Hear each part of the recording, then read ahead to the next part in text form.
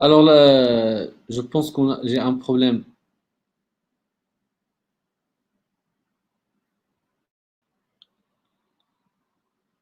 Connexion, pardon. Alors, la dernière chose que vous avez déjà attendue pour que je puisse continuer depuis cette minute.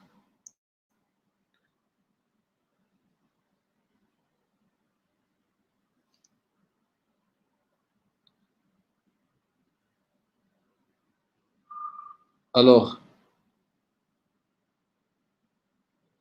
l'administratif distance. Et le 64, très bien. Alors, je répète, lorsque j'ai bien tapé shell IP route, je retrouve que j'ai bien vu que l'OSPF prend en considération. Je répète, pour configurer l'OSPF dans les routeurs, il se fait dans le mode configuration, de taper router OSPF plus le process ID, un numéro identifiant l'opération de le routeur.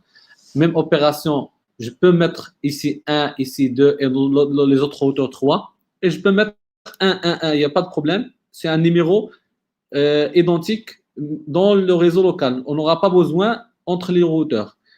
Alors, dès que je valide le process ID de l'OSPF, je dois ajouter les réseaux connectés ou bien je dois activer les interfaces avec l'OSPF. Alors, comment on peut faire cette opération? Seulement à l'aide de la commande network 1.0, le wildcard mask. Le wildcard mask, c'est le contraire de subnet mask. Et ajouter l'ARIA 0. Alors, comme vous voyez, le routeur 2, je dois l'activer dans 5.0 et 1.0. Voilà, 1.0 et 5.0. Et le routeur 3, je vais l'activer dans 5.0 et 10.0. Après, j'étais dans l'obligation de supprimer le routage statique. Pourquoi? Parce que le routage statique sera pris en considération par force, parce que l'administrative distance, c'est 110 pour le SPF et le routage statique, c'est 1. Alors, 64, c'était normalement le cost utilisé pour déterminer la bande passante de cette liaison et 1 pour déterminer face Ethernet. Alors ici, 1 et 64, ça donne 65 pour déterminer le cost de la liaison pour arriver à 10.0. À 10.0. Alors, généralement, est-ce que vous avez saisi ces informations?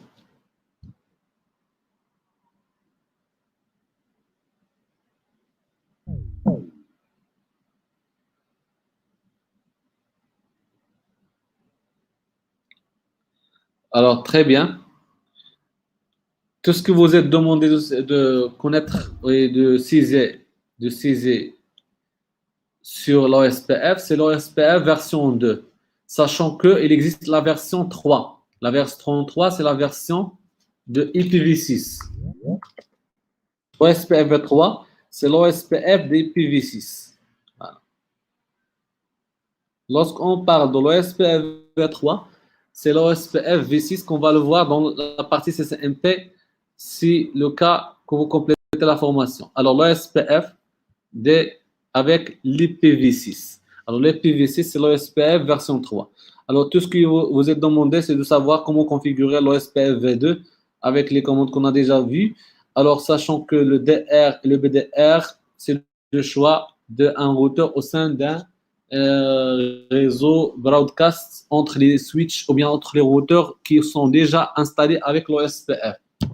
Alors, le BDR, c'est le deuxième choix lorsque ça tombe le premier DR.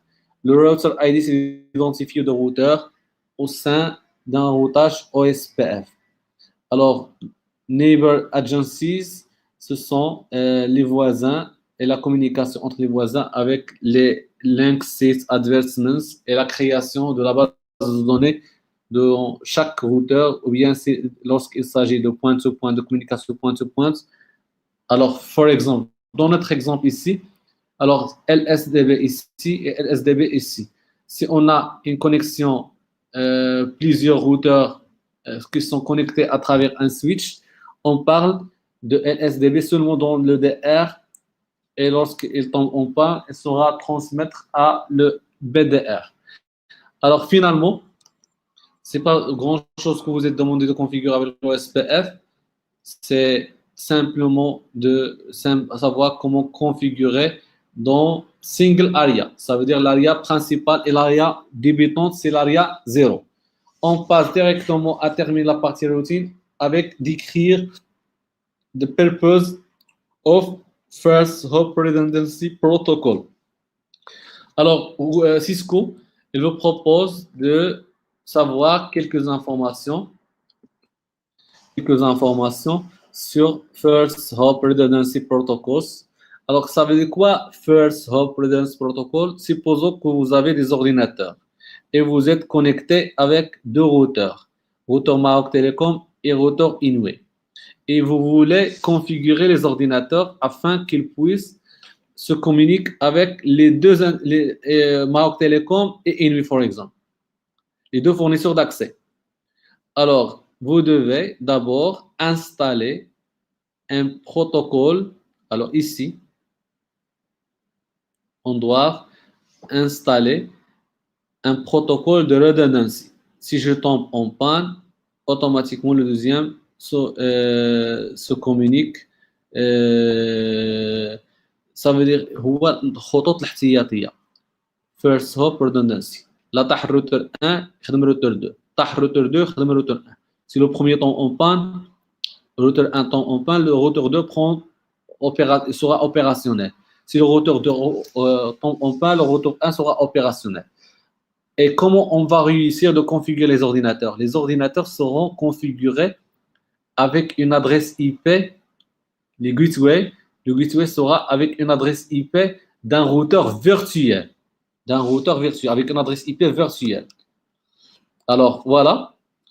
Alors, automatiquement, ils ont partagé, après, on va configurer une adresse IP virtuelle, shared virtual IP.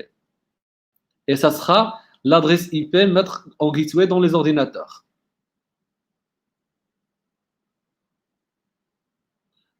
Est-ce que vous avez compris? Est-ce que vous avez utilisé la redondance? Ça sera configuré dans les routeurs pour créer une architecture avec une adresse IP virtuelle sera configurée comme gateway pour les ordinateurs afin que si cette adresse IP, automatiquement, il manipule le routeur 1 et le routeur 2. Si le routeur 1 tombe en panne, automatiquement le routeur 2 sera opérationnel. Si le contraire, le routeur 2 sera opérationnel, le routeur 1 devient opérationnel, l'autre sera un problème. Alors, il existe trois protocoles qu'on va l'apprendre dans Cisco, on va décrire. Il existe le protocole HSRP, VRRP et GLBP. HSRP, c'est Cisco. VRRP, c'est standard, multivendeur. Et Cisco pour GLBP. Alors, la différence entre les deux, il n'y a pas une grande différence. Un routeur sera actif et l'autre sera stand-by. Un routeur sera actif et l'autre sera stand-by. La différence, c'est que ici, vous devez tout avoir Cisco comme équipement. Les deux routeurs seront Cisco. Et le deuxième, on peut l'utiliser malgré ce multivendeur. Le premier HSRP, c'est Hot Standby Router Protocol, le logiciel utilisé par Cisco. Et Virtual Router Redundancy Protocol, c'est un logiciel standard multivendeur. GLBP, Gateway Load Balancing Protocol, c'est une méthode on peut l'utiliser dans les deux. Ça veut dire on va envoyer la bande passante vers les deux en utilisant une adresse IP virtuelle. Si le premier temps on prend en considération le deuxième, ou bien le deuxième temps on prend en considération le premier routeur. Mais lorsque les deux travaillent, on peut avoir la bande passante multiple. ce qu'on appelle load balancing. Alors, HSRP dédié Cisco, on utilise la méthode Active and Standby Mode. Alors, le plus important avec HSRP, on crée ce qu'on appelle un virtual IP. Alors, c'est une méthode pour créer un gateway virtuel pour contrôler l'active router or standby router. If activated, the next preferred HSRP router answer ARP requests for VIP with same virtual MAC. صافي لا طاح الاول اون بان تيدوز للثاني. No permission by default. Permission ability another router to take over virtual without there being a fire. Alors, ça veut dire on doit configurer permission pour la capacité de l'autre routeur automatiquement prend en considération. Ça veut dire cette opération doit être bien configurée. L'HSRP, on doit configurer permission to activate the Cisco. Ça veut dire, je vais vous répéter, on utilise Cisco, on doit configurer ce qu'on appelle permission to activate router 1 ou router 2. C'est un parmi deux failles de manière qu'elle sera activée automatiquement. Alors, je répète, au HSRP, par défaut, il n'a pas, c'est pas automatique, c'est manuel. C'est le premier tampon, vous devez activer le deuxième manuel. C'est pour cela que vous devez activer le permission manuellement. Alors, HSRP de Cisco, par exemple ici, le gateway c'est 10.3. Ici, le gateway c'est 23. S'il s'agit de VLAN 20, active VLAN 20, standby pour VLAN 20. On peut avoir ici l'active pour VLAN 10, un gateway pour chaque VLAN. Alors HSRP déjà compatible même avec les VLAN, la technologie VLAN. Alors entre VRRP et GLBP, lorsqu'on parle de HSRP Cisco, c'est comme VRRP, active standby. Alors VRRP c'est standard, ça veut dire l'activation du routeur, c'est by default. Automatiquement, il prend en considération un routeur en panne, automatiquement le deuxième sera actif. Alors, contraire de HSRP. Mais le plus important pour GLBP ou bien GLBP, c'est pas GBLP, Gateway, Load Gateway.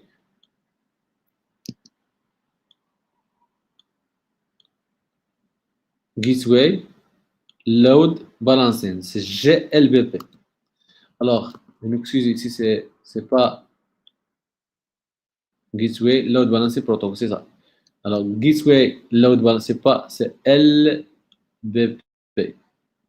Alors, Gateway Load Balancing Protocol, la différence entre VRRP, HSRP et Gateway Load Balancing, c'est que elle permet forwarding over multiple gateways simultaneously. Ça veut dire je peux envoyer l'information si j'ai ma télécom 10 mégas et Inouï 10 mégas, c'est comme j'ai 20 mégas dans la connexion d'internet. C'est pour cela GLBP plus recommandé que les autres. Alors généralement, c'est tout ce que vous avez besoin pour comprendre à propos de First Hop Redundancy Protocol. Pour la configuration, on peut le voir dans la partie CCNP si vous essayez de faire CCNP après. Alors, généralement, on a terminé la partie routing.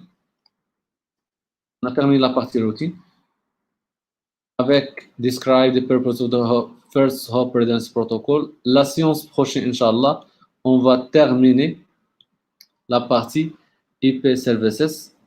On va voir le NAT, le NTP, le DACP, le DNS, le SMP. C'est très, très important cette séance. Alors, essayez d'être présent pour mieux comprendre les services IP parce qu'on vient de terminer, on est proche de terminer la formation Cisco CCNA.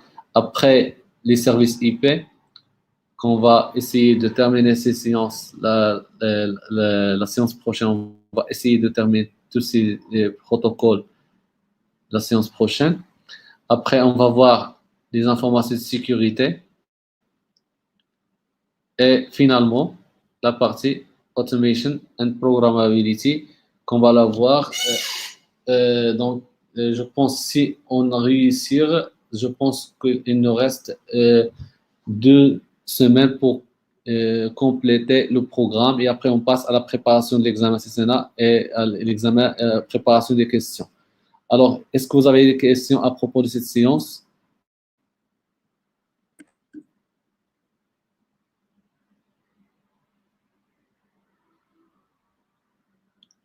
Alors, je vous remercie. Assalamu alaikum wa rahmatullahi wa barakatuh.